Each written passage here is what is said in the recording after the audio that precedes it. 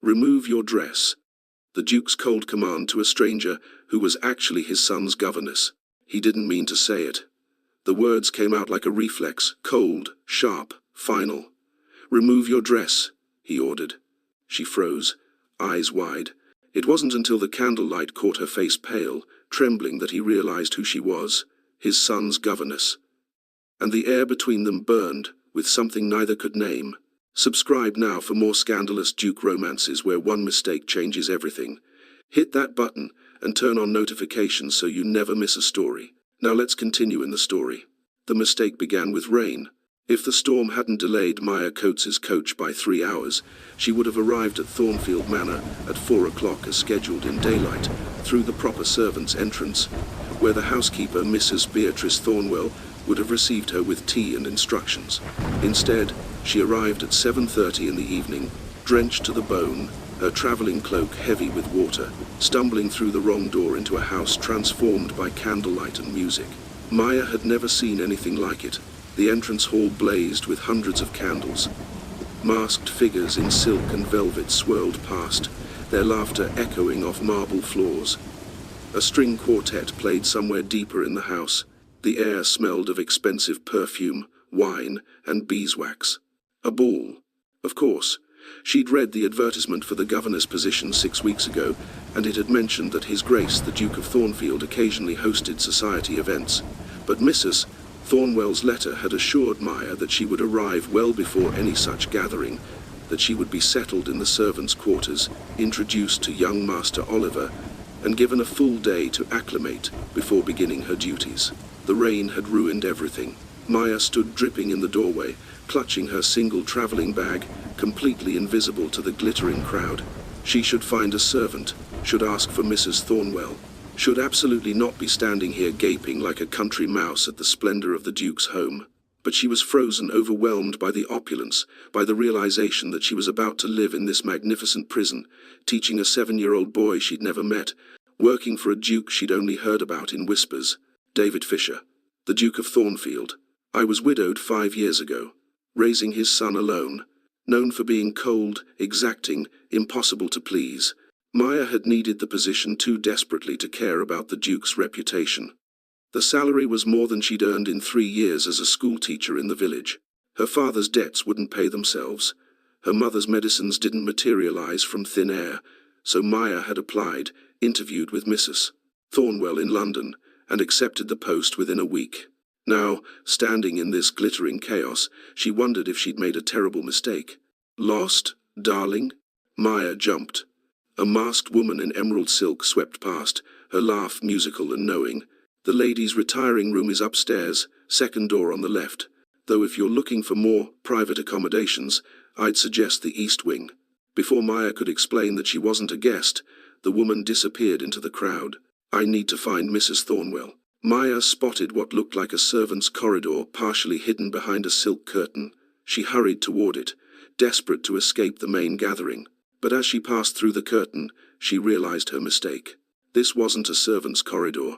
It was a private drawing room, smaller, dimmer, lit only by firelight and a few scattered candles.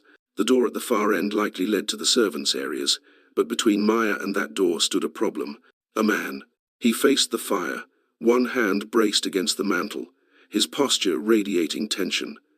He wore black evening clothes, no mask. His dark hair touched with silver at the temples. His shoulders were broad, his bearing unmistakably aristocratic. Even from behind, he commanded the space, like a king surveying his domain. Maya's breath caught. The Duke, she should leave. Should back out silently before he noticed her. But as she took a step backward, a floorboard creaked. The Duke turned, and Maya forgot how to breathe. He was devastatingly handsome in the way that powerful men often were not from perfect features, but from the absolute certainty in his bearing. His face was all sharp angles and aristocratic lines, his jaw strong, his eyes the color of winter storms. He studied her with an intensity that made her skin prickle. "Well," he said, his voice low and cold as frost. "I didn't expect Hartley to be so efficient." Maya blinked. "I'm sorry, Your Grace, no names." He moved toward her with predatory grace. "That was the agreement. Anonymity protects us both." Confusion crashed over Maya. I don't understand. You don't need to understand. You need to do exactly as I say. He stopped 3 feet away, close enough that Maya could see the exhaustion carved into his features, the wineglass he'd apparently set down before she entered. I assume you've been paid. Paid? Maya's mind raced. What was he talking about? Generously, I hope. Hartley assured me he'd handle the arrangements discreetly. David's eyes traveled over her not lecherously, but with clinical assessment. You're younger than I expected, and you look terrified. Are you frightened of me? I know, Your Grace. Good. Fear ruins everything. He circled her slowly, and Maya's heart hammered against her ribs. I have very specific requirements. I need someone who understands discretion. Who won't speak of this to anyone? Who can follow instructions without unnecessary questions? Maya's confusion crystallized into horror. Oh God! He thinks I'm... Remove your dress. The words hit Maya like a physical blow. Her entire body went rigid. What? Your dress. David's tone remained cold, detached. Remove it, now. Maya's face burned. Her hands trembled. The Duke thought he believed she'd been hired to. Your Grace, there's been a mistake. If you're going to be difficult, I'll have Hartley send someone else. But I was told you were professional, that you understood the nature of this arrangement. His eyes hardened. So I'll ask once more. Remove. He stopped. Maya had stepped into a pool of candlelight from the mantel, and for the first time, David actually saw her. Saw her plain wool dress, her waterlogged cloak, her sensible boots. Saw her traveling bag clutched in white-knuckled hands. Saw her face young, pale with shock, eyes wide with fear and confusion. This wasn't a courtesan. This was a servant. The realization hit David like a punch to the gut. Who are you? Maya Coates, Your Grace. Her voice shook. I'm the new governess. For Master Oliver. I arrived late because of the storm, and I came through the wrong entrance, and I was trying to find Mrs. Thornwell. David's face was drained of color. The governess. Yes, Your Grace. The woman I interviewed. In London. 6 weeks ago. Mrs. Thornwell conducted the interview. Your Grace. But yes, Christ. David turned away sharply, one hand dragging through his hair. His entire body radiated mortification and fury, though, whether directed at himself or the situation, Maya couldn't tell. Mrs. Thornwell mentioned you were arriving today. Completely the ball I wasn't thinking. Silence crashed over the room like a wave. Maya stood frozen, unsure whether to flee or wait for dismissal. Her face still burned with humiliation, her hands still trembled. The Duke's words echoed in her ears. Remove your dress. He'd thought she was a prostitute, hired for his pleasure, brought to this room for... I owe you an apology. David's voice was rough now, stripped of its earlier coldness. He still didn't face her. What I said was unconscionable. I mistook you for someone else. Someone who had been invited here for a very different purpose. I understand, Your Grace. Maya's voice came out steadier than she felt. No, you don't.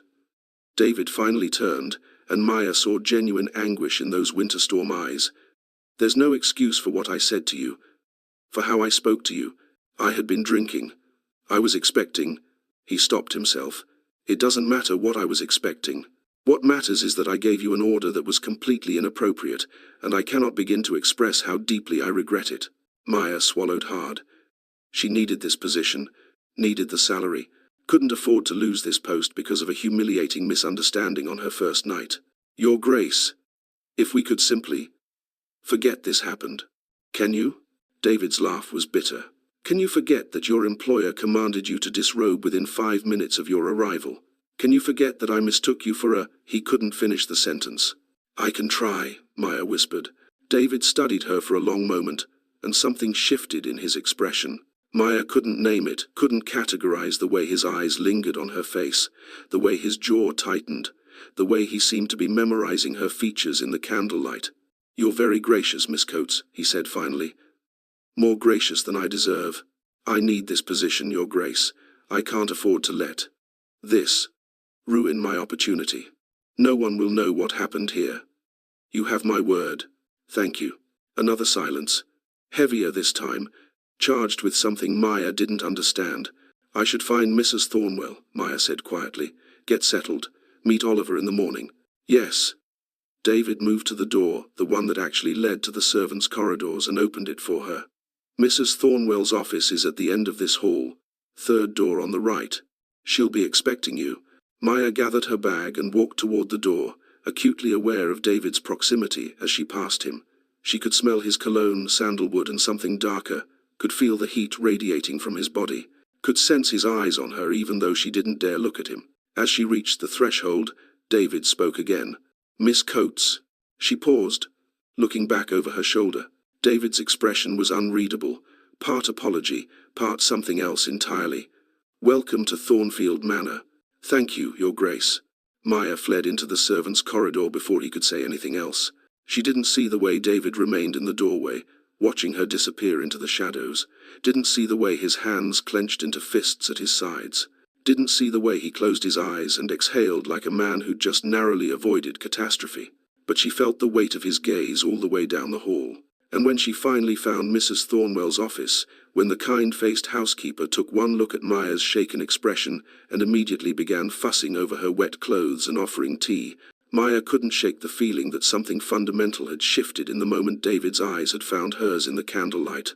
Something that had nothing to do with mistaken identity, and everything to do with the way her heart still raced when she remembered the command in his voice. "Remove your dress." Maya didn't sleep that night. Mrs. Thornwell had been everything the Duke was not: warm, welcoming, motherly. She'd shown Maya to a small but comfortable room in the servants' wing, brought her hot soup and bread, helped her hang her few dresses in the narrow wardrobe, and chatted about the household routines as if Maya were a favorite niece rather than an employee. "His Grace can be intense, Mrs. Thornwell had said carefully as she prepared to leave for the night. "But he's a good man, a devoted father. Oliver is his entire world." Maya had nodded, not trusting herself to speak about the Duke. "You'll meet Oliver in the morning. 7 o'clock sharp. He takes breakfast in the nursery, then lessons begin at 8. He's a bright boy. Curious. Sometimes lonely, I think, without other children around." Mrs. Thornwell had paused at the door. "He needs someone kind, Miss Coates. Someone patient. I have a feeling you'll be exactly what he needs." Now, lying in her narrow bed as dawn light crept through the curtains, Maya wondered if Mrs. Thornwell would still think so if she knew what had happened in the drawing room. "Remove your dress." The words haunted her. Not because they'd been cruel, though they had been shocking, but because of what came after. The way David had looked at her once he realized his mistake. The apology in his eyes. The self-loathing in his voice. And beneath it all, something else. Something Maya didn't want to name. Attraction. Undeniable, inappropriate, impossible attraction. She'd felt it in the charged silence between them, in the way his eyes had traced her face in the candlelight, in the way her pulse had quickened when he'd stood close enough for her to feel the heat of his body. "Stop it," Maya commanded herself. "He's the Duke, your employer. You're here for Oliver, nothing else." At 6:45, Maya, dressed in her best governess attire, a dove-grey dress with a high collar and long sleeves, her dark hair pulled back in a severe bun. Professional, respectable, utterly unremarkable.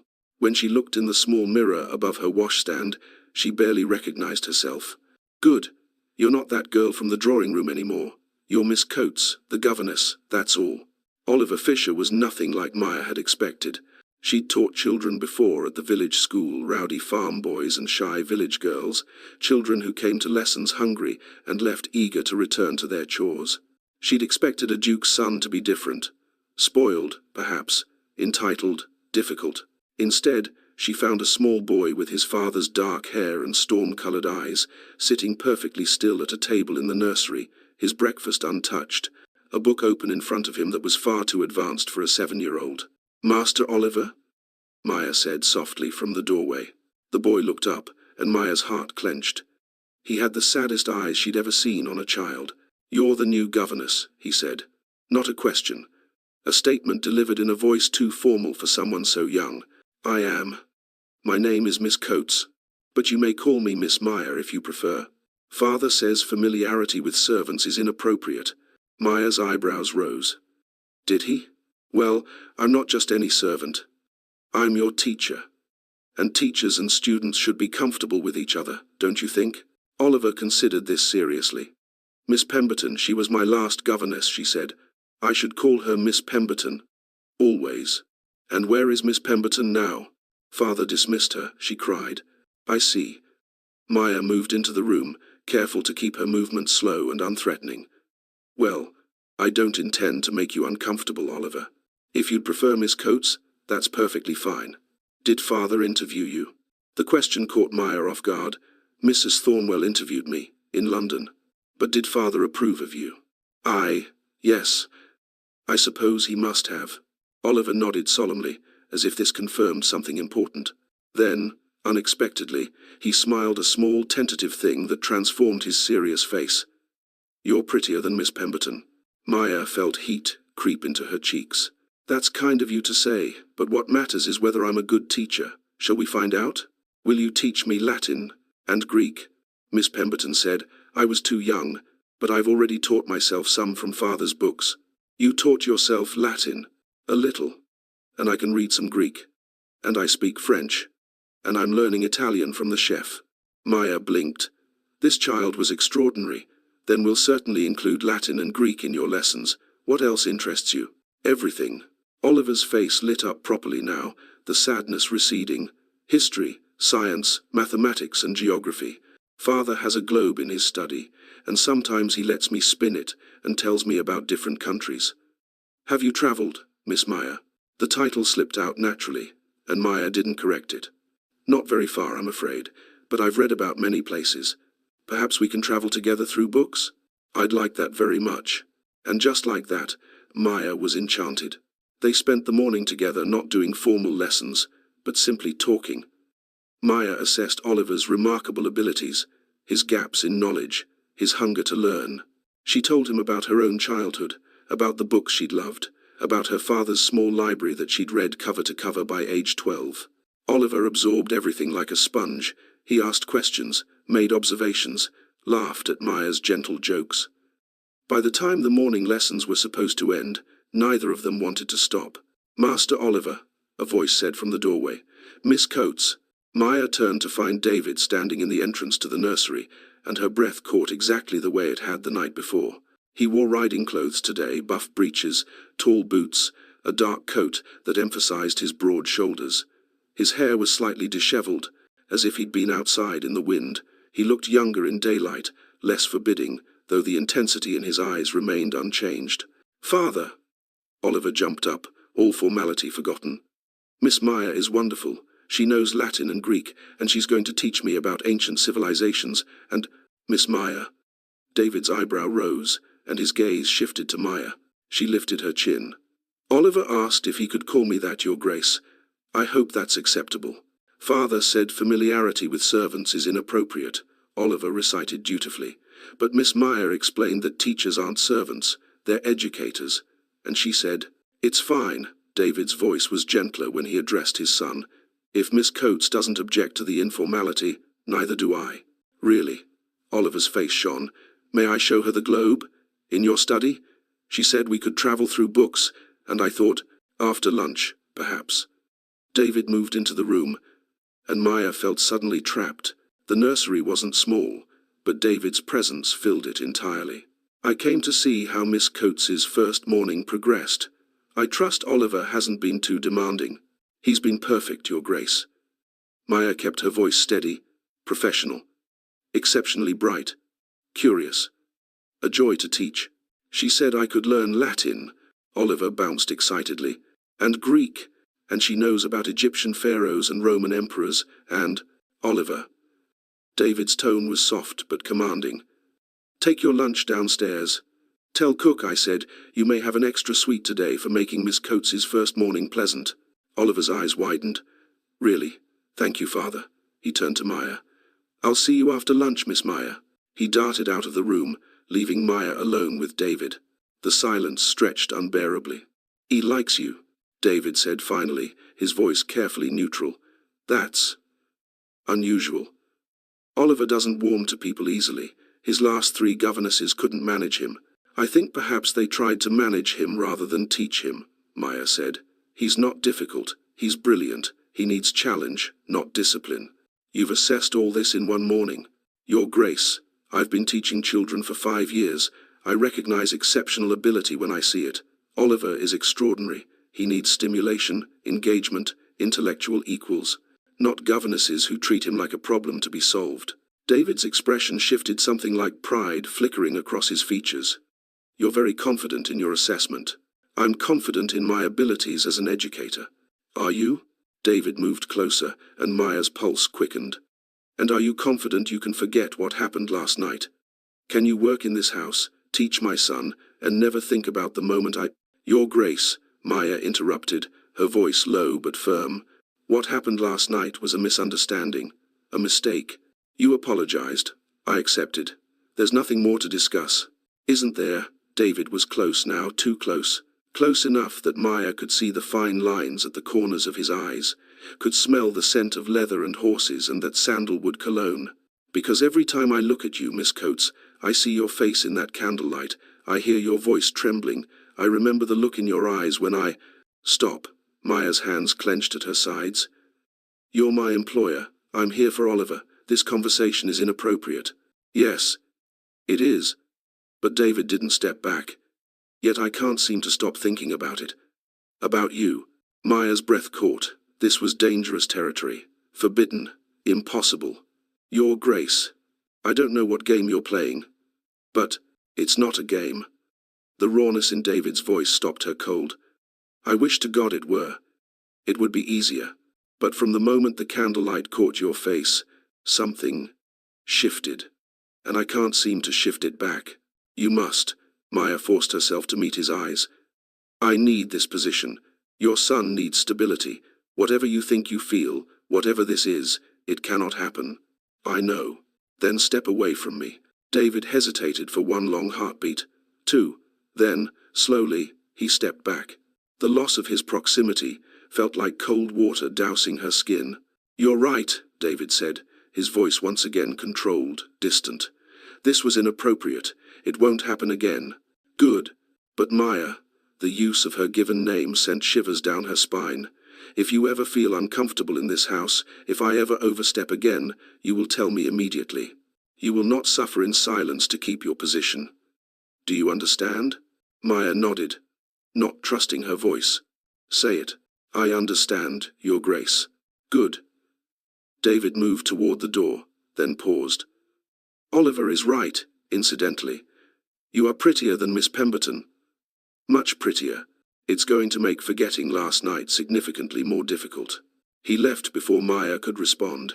She stood alone in the nursery, her heart racing, her hands trembling, her mind spinning with a single, terrifying truth. She was in serious trouble. Because despite everything, the impropriety, the impossibility, the sheer insanity of it, she was falling for her employer. And from the way David had looked at her, he was falling too. The next 2 weeks were exquisite torture. Maya threw herself into teaching Oliver, and the boy bloomed under her attention. They studied Latin and mathematics, read Shakespeare together, explored David's extensive library. Oliver's formality gradually melted away, replaced by genuine warmth and childlike enthusiasm. He told Maya about his mother, the late Duchess, who died when he was 2, whom he barely remembered. He confided that his father worked too much, seemed sad too often, never smiled anymore. But he smiled yesterday, Oliver said one afternoon as they studied geography. When he came into the nursery and saw us reading together. I haven't seen him smile like that in years. Maya's chest tightened. She knew she was the reason for that smile, and it terrified her. Because the tension between her and David grew daily, he watched her. Constantly. Maya would feel his gaze during dinner in the servants' hall when he happened to pass through, would catch him observing from doorways when she worked with Oliver, would find him in the library late at night, both of them reaching for books, hands nearly touching, eyes meeting in the dim light. They never spoke beyond necessary communication, never acknowledged the electricity that crackled between them whenever they occupied the same space. But it was there, undeniable, consuming, growing stronger with each passing day. You're playing with fire, Mrs. Thornwell said one evening, cornering Maya in the servants' hall. Maya's heart sank. I don't know what you mean. Don't insult my intelligence, dear. I've been running this household for 20 years. I see things. Mrs. Thornwell's expression wasn't unkind, but it was serious. His Grace looks at you the way he used to look at the Duchess. And you look at him like, well, like a woman who knows she shouldn't but can't seem to help herself. Nothing has happened, Maya said quickly. I swear it, I would never. I believe you. But Maya, listen to me carefully. David Fisher is a good man, but he's also a duke. He has responsibilities, social obligations, expectations. He needs to remarry someone appropriate, a lady of quality, who can provide Oliver with a proper mother and give the duchy an heir. I'm aware of the social realities, Mrs. Thornwell. Are you? Because you're walking around this house looking like you've been struck by lightning, and he's walking around looking the same way, and everyone with eyes can see it. Mrs. Thornwell sighed. I'm not heartless. I understand attraction, but this cannot end well. Either you'll get hurt, or he'll sacrifice everything for you and create a scandal that will follow Oliver for the rest of his life. Either way, there are no good outcomes here. Maya knew she was right, knew it with painful clarity. But knowing didn't change the way her pulse quickened when David entered a room. Didn't stop her from lying awake at night, remembering the command in his voice. Didn't erase the fantasy that played out in her traitorous mind, David pushing her against a bookshelf, fingers tangling in her hair, lips claiming hers with desperate hunger. You're being ridiculous, Maya told herself. He's a duke, you're a governess, it's a fairy tale, it's not real. But it felt real. Painfully, dangerously real. The breaking point came 3 weeks after Maya's arrival. David's sister, Lady Helena Ashford, descended upon Thornfield Manor like an elegant hurricane. She was beautiful in the way aristocratic women often were, perfectly coiffed, blonde hair, expensive gowns, impeccable manners that barely concealed a sharp intelligence. Maya met her on Helena's second day, when the lady requested to observe Oliver's lessons. I want to ensure my nephew is receiving proper instruction, Helena announced, sweeping into the nursery like she owned it. 3 governesses in 2 years suggests either my brother has impossibly high standards, or the women he hires are incompetent. Or perhaps, Maya said evenly, the previous governesses didn't understand how to challenge an exceptional child. Helena's eyebrows rose. Bold. I like bold. Proceed with your lesson, Miss Coates. I'll observe. For the next hour, Maya taught as she always did, engaging Oliver in discussion about Roman history, encouraging him to analyze primary sources, asking questions that made him think critically. Helena watched in silence, her expression unreadable. When the lesson ended and Oliver ran off to find his father, Helena turned to Maya with newfound respect. You're very good at this. Oliver was actually happy. Engaged. She paused. Why did you become a governess, Miss Coates? You clearly have the education to have done other things. My father had debts. My mother needs medicine. Teaching pays well. Honest, good. Helena studied her with unsettling intensity. Tell me something. How long have you been in love with my brother? Maya's blood turned to ice. I beg your pardon? Don't bother lying. I watched the way you looked toward the window when you thought I wasn't paying attention. You were watching for him. And I've seen the way he's been this past week, distracted, agitated, more alive than he's been since Catherine died. That's you, isn't it? Lady Helena, I assure you. I'm not judging you, Miss Coates. If anything, I'm hopeful. David has been half dead for 5 years. Oliver has been growing up with a ghost for a father. If you're the reason that's changing, then I should be thanking you. Helena moved closer. But I need you to understand something. David is a duke. He has obligations to his title, his family, his social position. If he pursues you, and I think he wants to, it will cause a scandal. Society will crucify both of you. I know. Do you?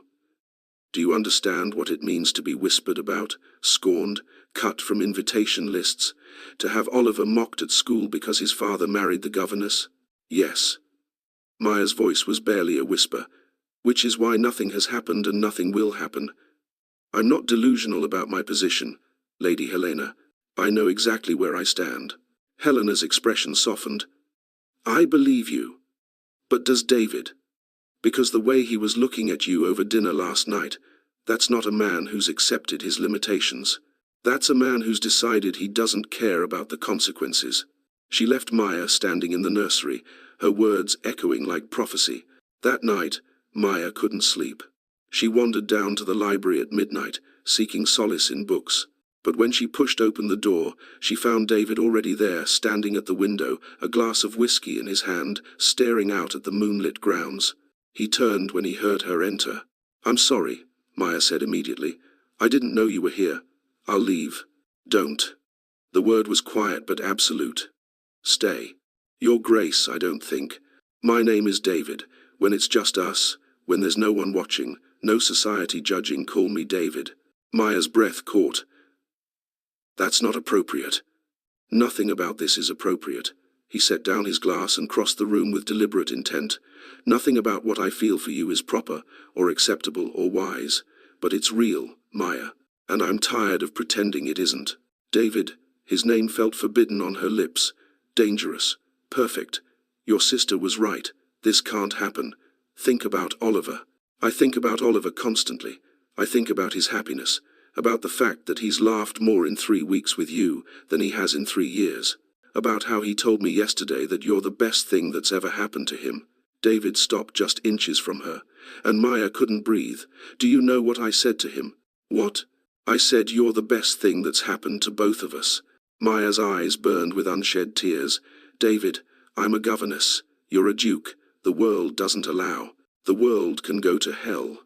His hand came up, cupping her face with devastating gentleness. "I spent 5 years following the world's rules, playing by society's expectations. And I was miserable, hollow, barely alive.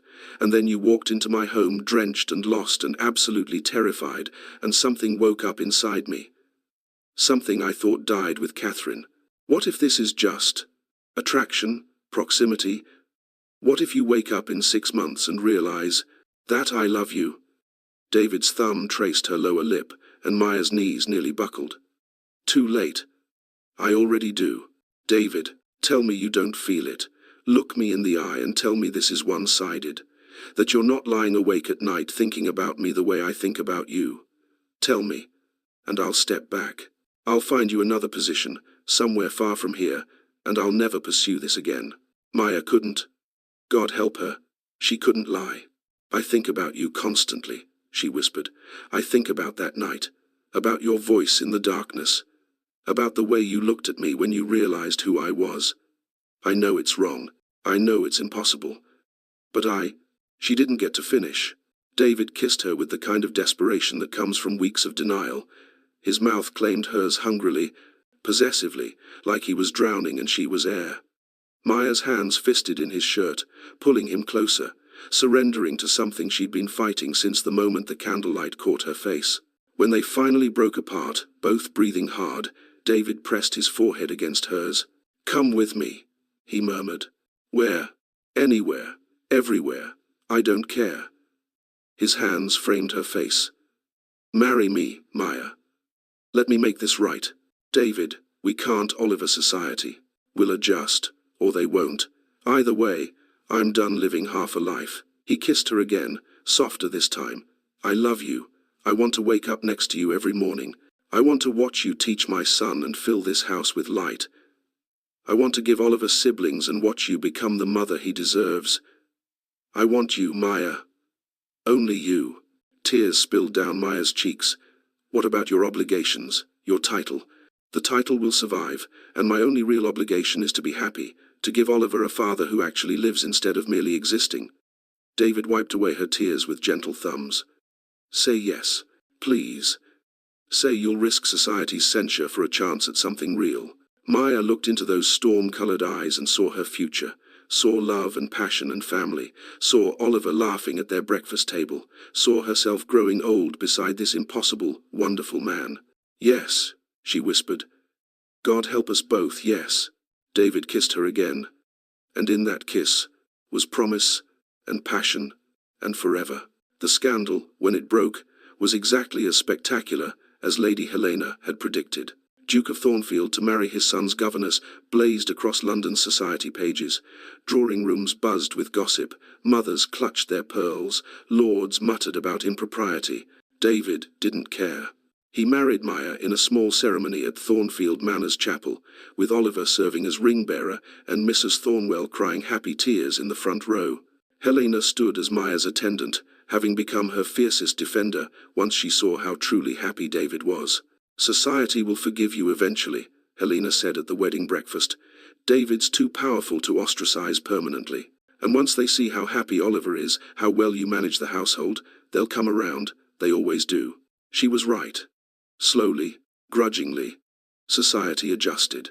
The few friends who truly mattered, like Lord Edmund Hartley, who'd been mortified when he learned about the mistaken identity that first night, remained loyal. The rest didn't matter. Maya became the Duchess of Thornfield, and if some drawing rooms closed their doors, others opened theirs. She discovered that true nobility didn't care about birth, only character, and Maya had character in abundance. Oliver bloomed under his new circumstances. He had a mother who loved him, a father who smiled, and a home filled with laughter instead of silence. 2 years later, when Maya gave birth to twin girls, Oliver declared himself the luckiest brother in England. David never regretted his choice, not during the scandal, not during the whispers, not ever.